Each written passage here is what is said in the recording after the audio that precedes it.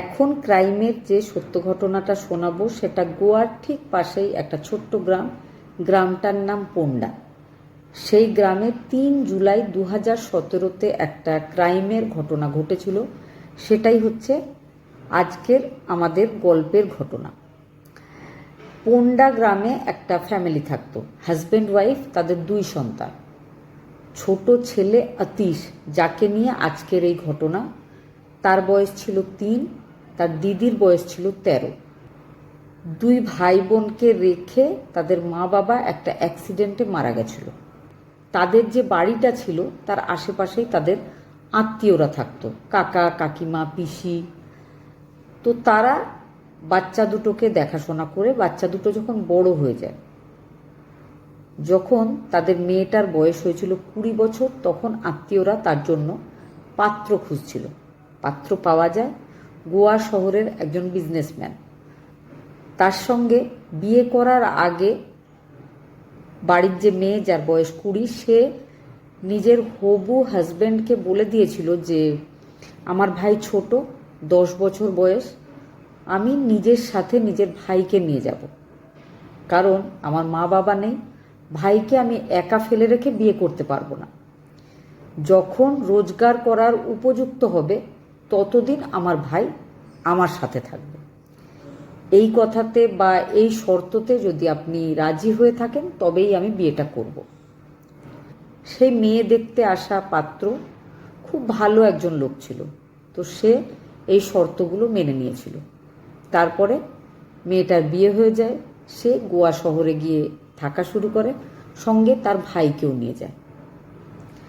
তাদের যে বাড়িটা গ্রামের বাড়ি, যাতে তারা থাকতো এই পর্যন্ত, তো সেই বাড়ির 2টো চাবি একটা দিদির কাছে থাকে, অন্য চাবিটা ওই গ্রামে তাদের যে আত্মীয়রা থাকে, ঠিক পাশের বাড়িতে তাদের একজন কাকিমা থাকে, তার কাছে চাবিটা থাকে।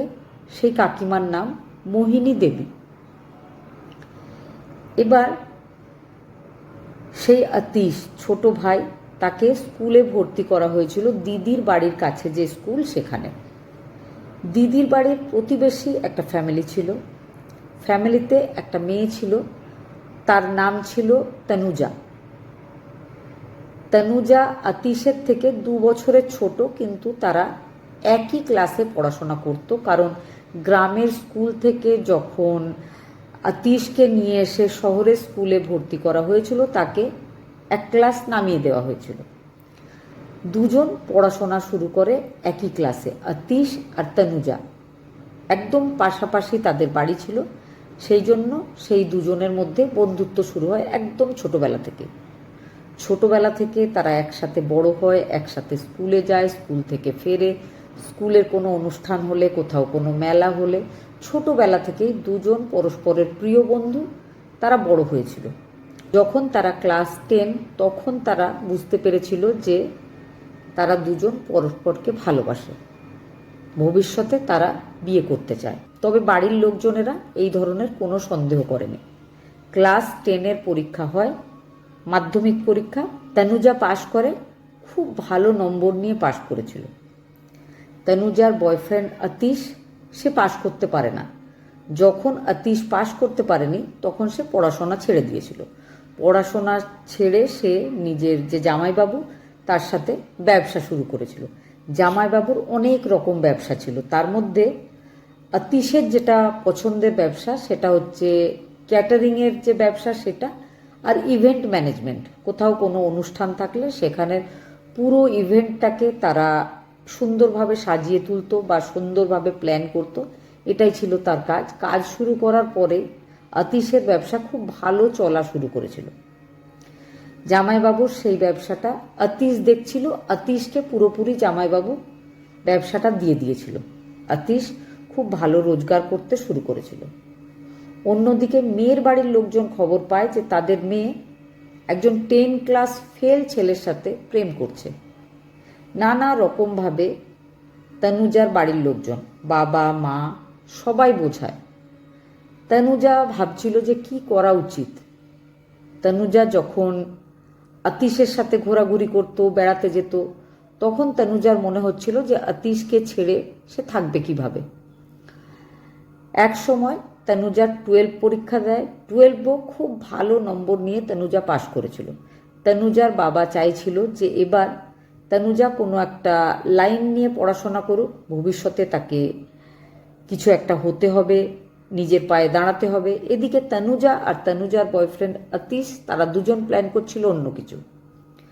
তনুজার মনে হয়েছিল তার বাড়ির লোকজন তাকে পড়তে বলছে, কোনোদিন তারা তার সাথে আতিশের বিয়ে দেবে না। সে আর আতিশ দুজনে বাড়ি থেকে পালিয়ে গিয়ে বিয়ে করেছিল। মেয়ের বাড়ির লোকজন কেউ সে বিয়েতে যায়নি, তবে ছেলের বাড়ির লোকজন বলতে ছেলের দিদির যে ফ্যামিলি, ছেলের কাকু কাকিমারা পিসিরা সবাই সেই বিয়েতে যোগদান করেছিল। সবাই খুশি হয়েছিল যে আতিশ একটা সুযোগ্য মেয়ে, সুন্দরী, শিক্ষিতা পেয়েছে। আতিশের জীবনটা এবার খুব ভালো করে সাজিয়ে তুলবে তনুজা। বিয়ে হয়ে গেছিল 2015 সালে। তারপরে আতিশ নিজের দিদির বাড়ি থেকে বেরিয়ে তার দিদির বাড়ি থেকে বেশ কিছুটা দূরে একটা ভাড়া ঘর নিয়ে থাকা শুরু করেছিল। আতিশের টাকা পয়সার অভাব নেই, সংসার খুব ভালো চলছিল। আতিশ, আতিশের স্ত্রী বেশ ভালো সময় কাটাচ্ছিল, কিন্তু আতিশ সব সময় কাজ নিয়ে ব্যস্ত থাকে। আতিশের বউকে সে বিশেষ সময় দিতে পারে না। তনুজার মনে হয়েছিল সে যদি নিজের ইনকমপ্লিট পড়াশোনাটা আবার শুরু করতে পারে, বা তার বাবা যদি দেখে যে সে আবারও পড়াশোনা করে নিজের পায়ে দাঁড়িয়েছে, তাহলে বাবা খুব খুশি হবে। হয়তো বাবা তাদেরকে আবার অ্যাকসেপ্টও করে নেবে। 2016 সালে তনুজা নিজের হাজব্যান্ডকে কথাটা বলেছিল। হাজব্যান্ড খুব খুশি হয়েছিল। সে বলেছিল, অবশ্যই তোমার যে বিষয়ে ইন্টারেস্ট আছে আমি তাতে কেন বাধা দেব, চলো তোমার কলেজে অ্যাডমিশনটা করিয়ে দিই। তনুজার কলেজে অ্যাডমিশন করিয়ে দেওয়া হয়েছিল। তনুজা আবার পড়াশোনা শুরু করেছিল। পড়াশোনা যখন তনুজা করছিল, তো তনুজার বেশ কিছু বন্ধু বান্ধবও হয়েছিল। তনুজার সময় খুব ভালো কাটছিল। তনুজার হাজব্যান্ডও ঠিকঠাক নিজের ব্যবসা চালাচ্ছিল। এবার কিন্তু দুজনের মধ্যে মাঝে মধ্যেই ঝামেলা হয়।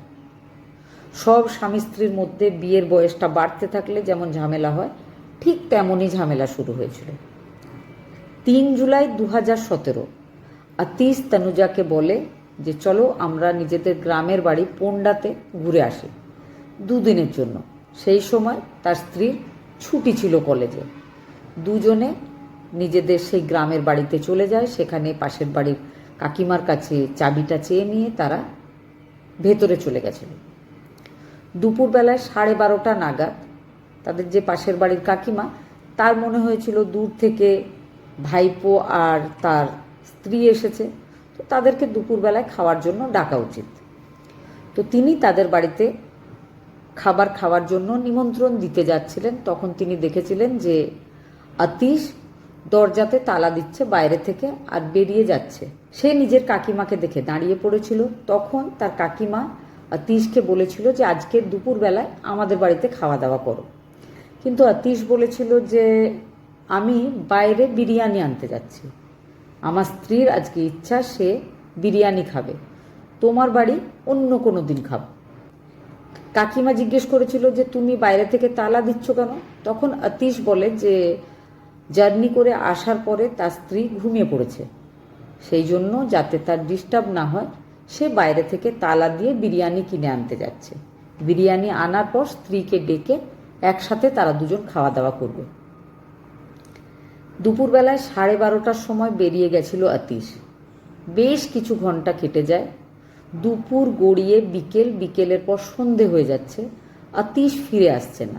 ইতিমধ্যেই আতিশের কাকিমা বার কয়েক এসে এই বাড়ির চারিদিকে ঘোরাঘুরি করেছে, বৌমার নাম ধরে বাইরে থেকে ডেকেছে, কোনো সাড়া শব্দ পায়নি। এবার আতিশের কাকিমা গোয়াতে আতিশের যে একমাত্র দিদি আর জামাইবাবু থাকতো, তাদেরকে কল করে ব্যাপারটা জানিয়েছিল। তারা তাড়াতাড়ি গোয়া থেকে চলে এসেছিল পোন্ডা। দিদির কাছে একটা ওই বাড়ির চাবি থাকতো, সে তালা খুলে ভেতরে ঢুকেছিল। ভেতরে যে দৃশ্য ওখানকার লোকজনেরা দেখেছিল, অবাক হয়ে গেছিল। তারা পুলিশকে ডাকতে বাধ্য হয়েছিল। কি দেখেছিল? তারা দেখেছিল যে খাটের উপরে চাদর ঢাকা দিয়ে মৃত অবস্থায় পড়ে রয়েছে অতীশের স্ত্রী তনুজা। তনুজার বুকের উপরে একটা বালিশ রাখা আছে। বালিশের একদিকে লেখা আছে রেস্ট ইন পিস, অন্যদিকে লেখা আছে I love you. Police team চলে আসে। পুলিশ চারিদিকের ব্যাপারটা দেখে, আর কাকিমার যে বয়ান, লাস্টবার সে দেখেছিল অতীশকে, পুলিশের বুঝতে কোনো অসুবিধা হয়নি যে এই যে ঘটনা ঘটেছে এই ঘটনাটা অতীশ নিজের স্ত্রীর সাথে ঘটিয়েছে। গলায় ফাঁস লাগিয়ে মেরে ফেলা হয়েছিল বলে প্রাথমিকভাবে পুলিশের অনুমান।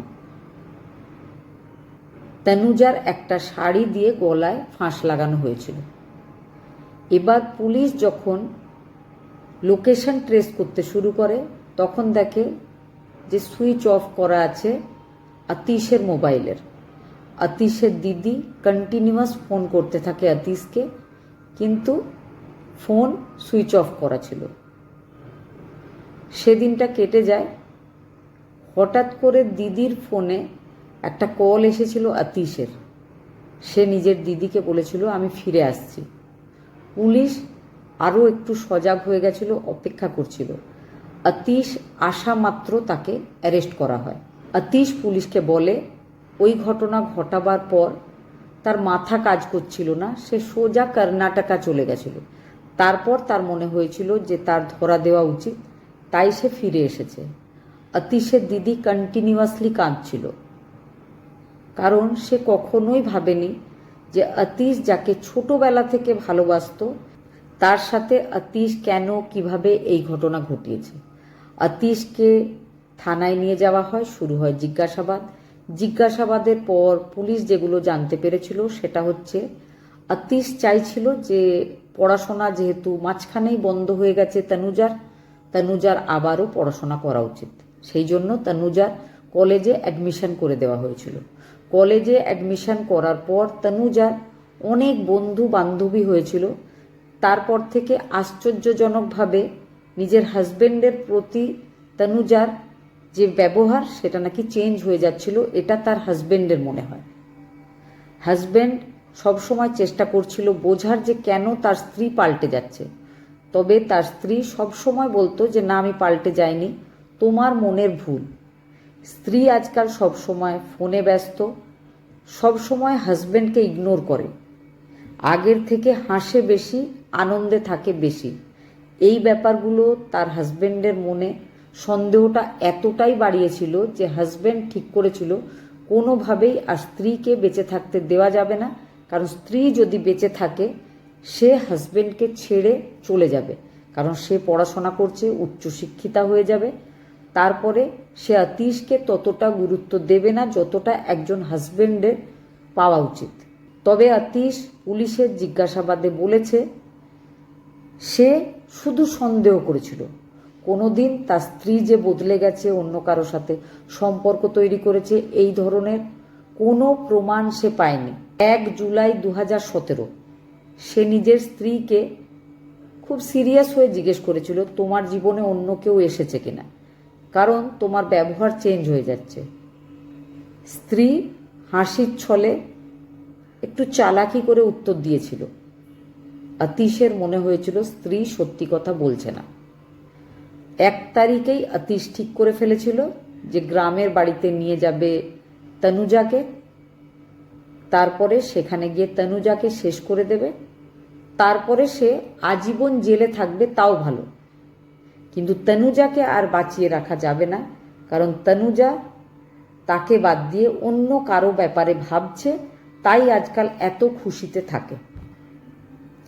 বর্তমানে অতীশ আজীবন কারাদণ্ডে দণ্ডিত হয়ে কর্ণাটকের কোনো এক জেলে বন্ধ রয়েছে। ঘটনাটা শোনার পরে কি মনে হয়েছে অবশ্যই কমেন্টে জানাবেন।